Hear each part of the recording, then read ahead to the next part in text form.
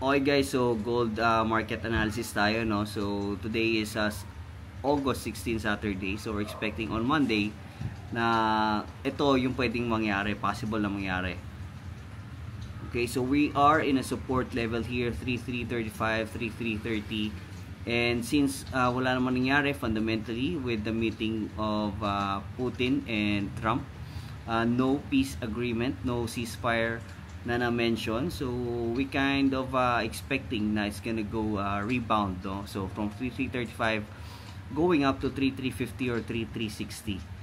Okay, so we can buy here with a tight stop loss here around 3324. Alright, so that's our immediate buy kasi we are resuming our buy bias here.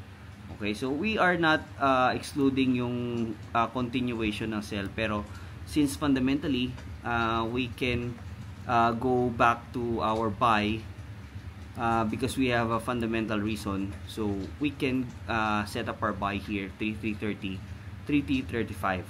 Okay, with stop loss at 3324, and once it breaks out here sa 3360 level, we can resume more of our buying and then targeting our 3-4 level, which is a major resistance level ng gold. So once it hits here, and manage nyo lang yung expectations nyo, and don't go over the lot size, no? So kasi baka iniisip natin maiwan tayo, so we don't do that. We manage our expectations here sa 3350, 3360 levels kasi medyo makunat yan. Okay, so it may go back down to the support level 3330, but we don't recommend sell orders, not yet. Once it breaks down here, then we can resume our sell orders sa 3330. Pag it goes below 3330, then we can go back to our sell orders.